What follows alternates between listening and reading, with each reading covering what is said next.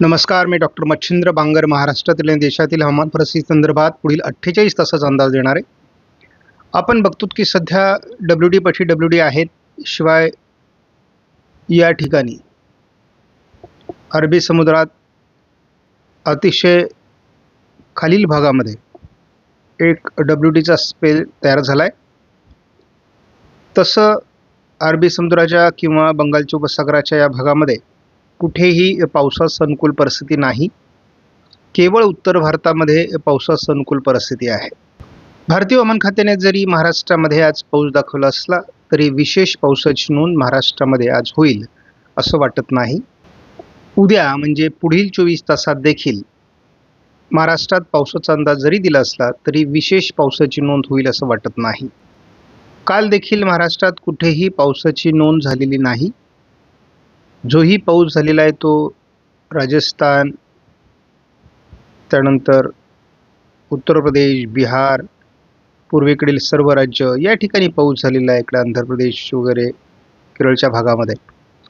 महाराष्ट्रात मात्र पाऊस झालेला नाही आहे आणि तेच अंदाज आपण कंटिन्यू ठेवलेले आहेत. म्हणजे पुढील येत्या 48 तासात तरी महाराष्ट्रामध्ये पावसाचा अंदाज नाही.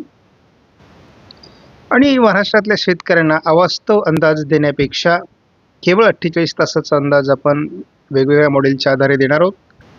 आपण या ठिकाणी बघतो महाराष्ट्रामध्ये जरी काही भागात पावसाचा अंदाज दिला असला तरी खास करून उष्णतेची लाट ही संपूर्ण कोकण किनारपट्टीला तयार होईल असा आज 23 तारखेचा अंदाज आहे. इतरत्र विशेष पावसाची नोंद होईल असं आता वाटत नाही. जी उष्णतेची लाट तयार झालेली होती कोकणामध्ये तिचा प्रभाव उद्या 24 तारखेला असणार नाही. आणि काही जिल्ह्यात मेघगर्जनेसह पाऊस जरी दाखवला असला तरी त्याचा विशेष प्रभाव 24 तारखेला देखील महाराष्ट्रात असण्याची शक्यता फार कमी आहे. याचं मुख्य कारण असं आहे की तसं कुठल्याही इतर आंतरराष्ट्रीय मॉडेलने दाखवलेलं नाही.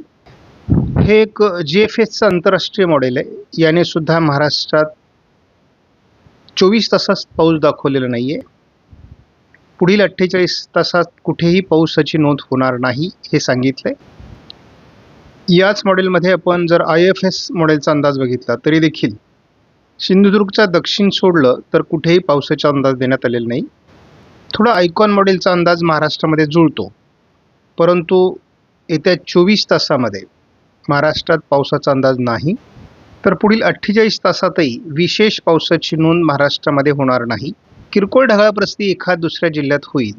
आपण या मॉडेलमध्ये महाराष्ट्रामध्ये पुढील 48 महाराष्ट्राचा अंदाज बघितला तर महाराष्ट्रात कुठेही पावसाची नोंद होणार नाही GFS मॉडेलनुसार. त्यानंतर आपण बघतो की IFS मॉडेलनुसार विशेष पावसाची नोंद महाराष्ट्रात कुठेही होणार नाही.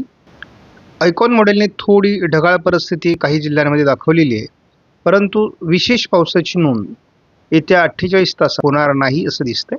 नोंद बघतो तर या ठिकाणी एक चक्राकार स्थिती आहे आणि या ठिकाणी एक चक्राकार स्थिती आहे. या दोन्हीही उच्च दाबाच्या चक्राकार स्थिती आहेत. त्यामुळे त्याला H म्हटलं जातं. बऱ्याच ठिकाणी ही जर कमी दाबाची चक्राकार स्थिती असेल तर त्या ठिकाणी L असं अक्षर लिहिलं जातं. बरेच हवामान अभ्यासक याला कमी दाबाचं क्षेत्र चक्राकार स्थिती म्हणून व्हिडिओ बनवत आहेत, परंतु ती माहिती चुकीची आहे. आणि उच्च दाबाच्या चक्राकार स्थितीचा पावसाच्या संदर्भात कुठलाही प्रभाव निर्माण होत नाही. या मॉडेलने देखील महाराष्ट्रामध्ये आपण अगदी संपूर्ण महाराष्ट्राचा या ठिकाणी विचार केला तर कुठेही महाराष्ट्रामध्ये आपल्याला पावसाची नोंद होईल असं दिसत नाहीये.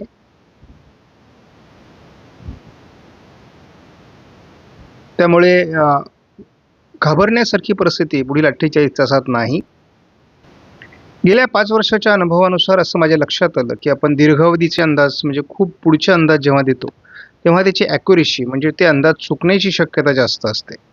आणि त्यामुळे अशा प्रकारचे अंदाज देणं बंद करून केवळ 48 तासाचा अंदाज देणं आणि एखाद्या वेळेस आवश्यक असेल तर मग पुढील 4-5 दिवसाचा अंदाज देणं जेव्हा आवश्यकता आहे तेव्हा, जेव्हा शेतकऱ्यांना आपल्याला अलर्ट करायचं तेव्हा, त्यामुळे जोपर्यंत अशा अंदाजाची आवश्यकता नाही तोपर्यंत आपण केवळ 48 तासाचा अंदाज या ठिकाणी समाविष्ट करणार आहोत. दुसऱ्या जिल्ह्यात थोडी ढगाळ परिस्थिती जरी राहिली तरी पावसाची शक्यता आज नाही आहे. उद्या 24 तारखेला देखील कुठल्याही प्रकारे पावसाची नोंद महाराष्ट्रामध्ये होणार नाही. थोडीफार ढगाळ परिस्थिती या पलीकडे पावसाचा अंदाज नसल्यामुळे शेतकऱ्यांनी येत्या 48 तासाच्या अंदाजामध्ये हा अंदाज लक्षात घेणं आवश्यक आहे.